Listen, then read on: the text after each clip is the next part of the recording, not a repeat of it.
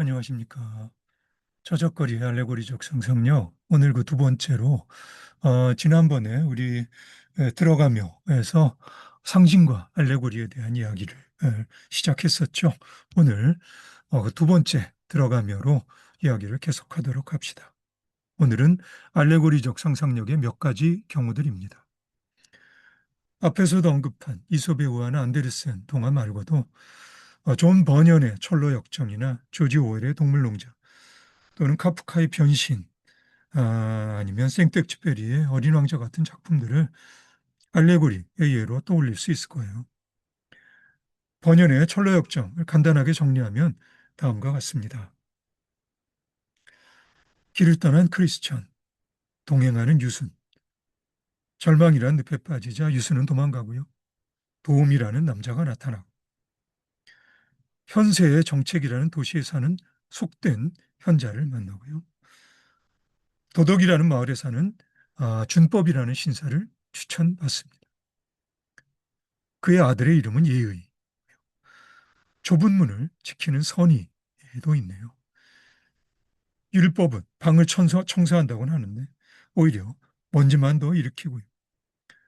물을 뿌리는 복음입니다.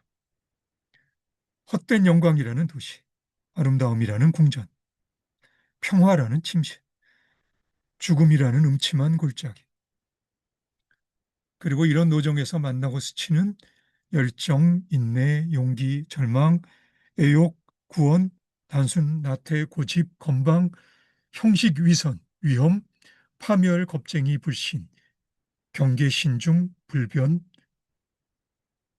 분별, 경건, 자애, 성실 등등.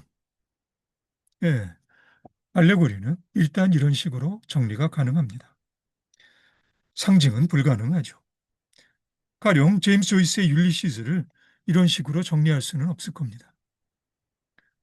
뭐 하고자 하면 나름대로 불가능한 것은 아니겠지만 어쨌든 철로 역정의 마무리는 이렇습니다. 이윽고 나는 잠에서 깨어났고 그 모든 것이 꿈이었음을 알았다. 영국의 철학자 휴미 번연의 철로 역정을 마치 당연히 하다는 듯이 비평적으로 열등한 것으로 취급을 했는데요. 그런 점으로도 미루어 알 수 있듯이 1700년대가 진행되면 될수록 점점 알레고리는 상징이나 은유에 비해 격이 낮은 예술적 장치가 되죠.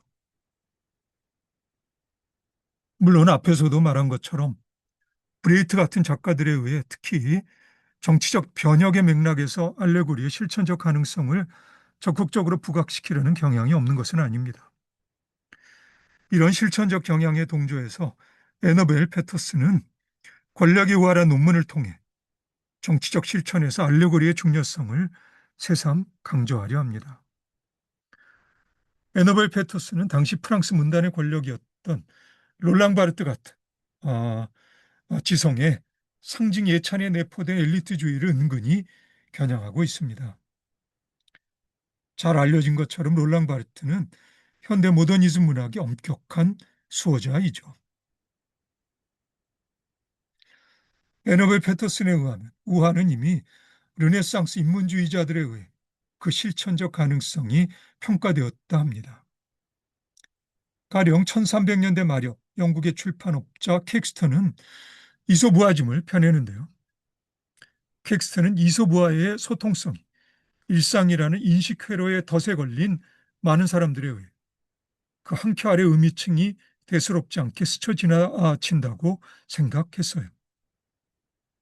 누군가 절실한 사람이 알레고리에 내포된 진실에 대해 사람들의 주의를 다시 환기시킬 필요가 있었고요. 그리고 텍스트는 그런 역할을 스스로 자임하고 이솝우화집을 펴낸 거죠. 이솝우화 중에 소와 염소와 양과 함께 사냥 나간 사자의 이야기가 있습니다.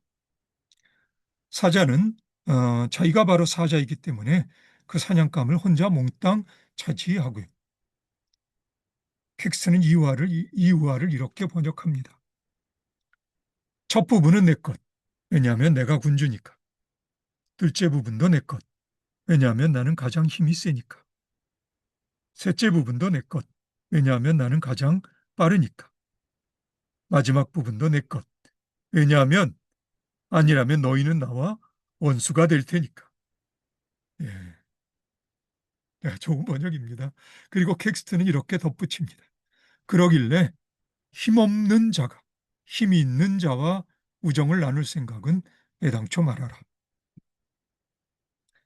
확실히 우리는 알레고리에서 눈에 보이는 것 너머를 보여주는 효과적인 소통의 가능성을 확인할 수 있습니다. 애너벨 패터슨의 글에는 프랜시스 베이컨이 했다는 다음과 같은 말이 인용되어 있습니다. 이솝은 멋진 이야기를 했다. 마차 밖에 파리가 앉아서 자기가 얼마나 굉장한 먼지를 일으키고 있는가 감탄하고 있다는. 이솝을 프랜시스 베이컨이 인용하고 다시 애너벨 패터슨의 인용을 이번에는 내가 인용하고 있습니다. 알레고리적 상상력의 한 측면은 그 과정에서 불필요하게 의미가 변질될 염려가 적다는 것입니다. 애너벨 패터슨이 소개한 르네상스 화가 레오나르도 다빈치의 우화를 한번 볼까요? 레오나르도 다빈치는 그가 스포르자 가문의 보호하에 있던 밀라노 시절에 이 우화를 씁니다. 그의 우화에는 미술을 기술에서 예술로 승격시키려던 그의 노력과 그 위험성에 대한 자의식이 내포되어 있습니다. 한 면도칼이 있었지. 그는 손잡이로부터 독립을 선언하고 이발소를 벗어나 햇빛 속으로 나온다니. 아, 찬란한 광채. 나는 얼마나 위대한가. 내가 저렇게 천박한 시골뜨기들의 수염이나 다듬고 있었다니. 그러나 그는 곧 흙에 묻혀 광채를 입는다네. 예, 좋은 알레고리죠. 불교 경전 중에 비유경이란 경전이 있습니다. 부처님이 불교의 진리를 비교적 이해하기가 쉬운 비유나 우화들로 풀어 설명하는 말씀들을 모아놓은 경전입니다.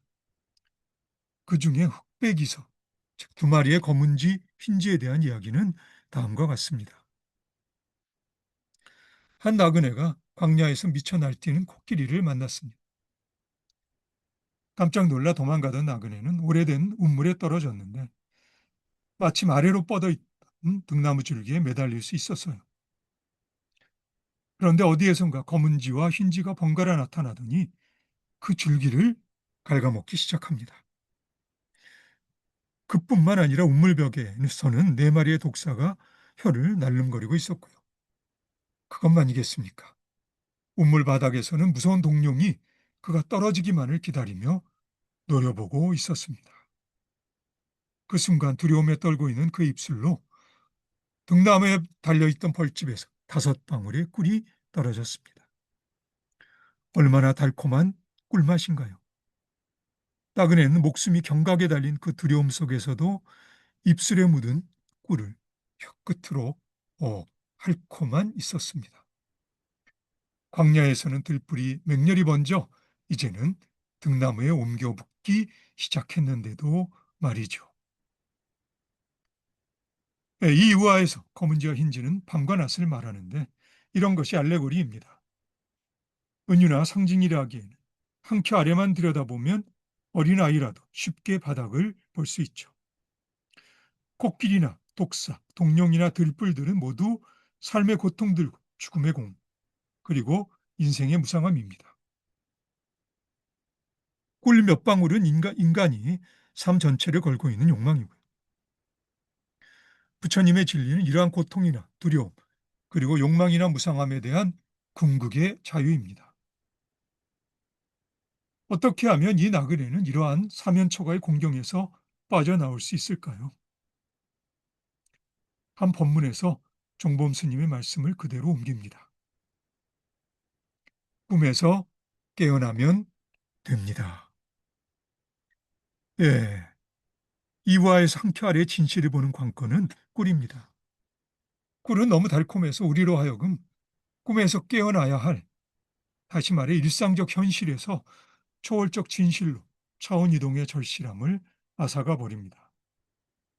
지금 나 자신도 여전히 입술에 묻은 꿀을 혀끝으로 핥고만 있죠. 감성의 느낌표를 울리는 진실이지만 진실의 빛을 뿌리는 진리는 그만큼 높이 떠 있는 북극성입니다.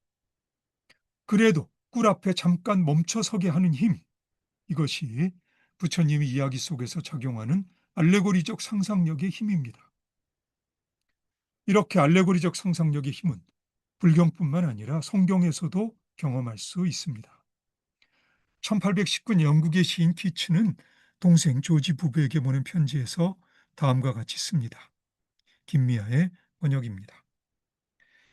인생의 어떤 가치란 성서 속의 삶처럼 극소수의 사람만이 그의 생의 신비를 알 수 있는 히브리 성경 속의 비유 같은 연속적인 알레고리다. 비록 극소수의 사람만이 궁극적인 진리의 깊이까지 내려갈 수 있겠지만 알레고리의 표면 하려 한 알레고리의 표면 아래 한 켠은 어쨌거나 소통성이 담보되어 있는 가능성입니다. 그래서 독일의 문헌학자 에리 아우얼바흐는 김우창과 유정호가 공동 번역한 미메시스, 소금문학에 나타나는 현실모사라는 책에서 독일의 교부신학자 아우구스티누스의 삼위일체에 관하여라는 글에서 한 문장을 인용합니다. 어린이도 읽을 수 있는 성서는 어떠한 종류의 말을 쓰는 것도 사양하지 않는다. 여기에서 어떠한 종류의 말이라고 하면 고상한 라틴어나 아니면 저작거리의 이탈리아 속어들, 이탈리아의 방언, 이탈리아 저작거리 언어 이런 말로 쓰는 것도 가리지 않는다 이런 이야기입니다. 이 어린이의 상태에서 마치 성장의 과정에서처럼 점차로 우리의 이해력은 성스러운 것, 숭고한 것으로 올라가는 것이다. 에리 아우얼바가 성경에 보이는 관심은 교육받지 못한 사람들에게 다가가는 불같다 저작거리 언어로 쓰인 성경의 소통성에 내포되어 있는 알레고리적 상상력입니다. 그 상상력은 진실이 우리의 일상적 감각과 생각의 회로 너머에서 직감과 지혜를 통해 감성의 진정의 울림을 주는 소통의 가능성입니다. 이런 맥락에서 에리 아우얼바흐는 시편 146편에 여호와께서 비굴한 자를 일으키시며에 관한 아우구스티누스의 주석을 다시 한번 인용합니다. 사람의 목소리여 조용하라. 사람의 생각이여 쉬어라. 이해하기 어려운 것을 파악하려 함에 있어 이해력은 미치지 않는다. 동참이 필요한 것이다. 그리고 에리 아우얼바흐는 아우구스티누스의 글에 내포된 직관과 지혜를 찬탄하며 다음과 같이 덧붙입니다. 이 구절은 신비적 요소와 소유에 동참하려는 구체적이고 감각적인 욕구, 그것은 이해를 고집하는 사람들의 오만한 지적 교만에 반대한다. 가, 신비적 요소와 소유에 동참하려는 구체적이고 감각적인 욕구가 극히 아름다운 융합을 보여주고 있다. 아우얼바하가 아우구스티누스의 글을 인용함으로써 찬탄하고 있는 통속적 감성과 초월적 진리의 어우러짐이 신앙이라는 영적 차원에서 어디에서고 쉽게 펼쳐볼 수 있는 소위 불가타 성격, 그러니까 이탈리아 저작거리 언어로 쓰여진 성경을 통해 구현되어지고 있음은 비단 기독교 신자가 아니더라도 비교적 보편적으로 인정받고 있는 사실입니다.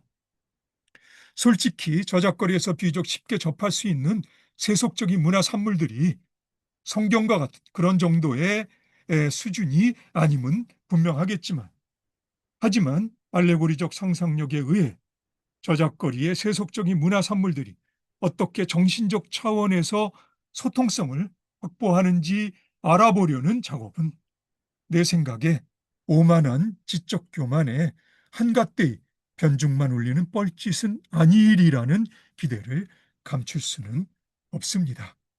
예, 그럼 오늘은 여기까지 할까요? 그리고 다음에 다시 만나서 늘어가며를 계속 하도록 하겠습니다. 오늘도 수고 많으셨고요. 그럼 다음에 다시 봅시다.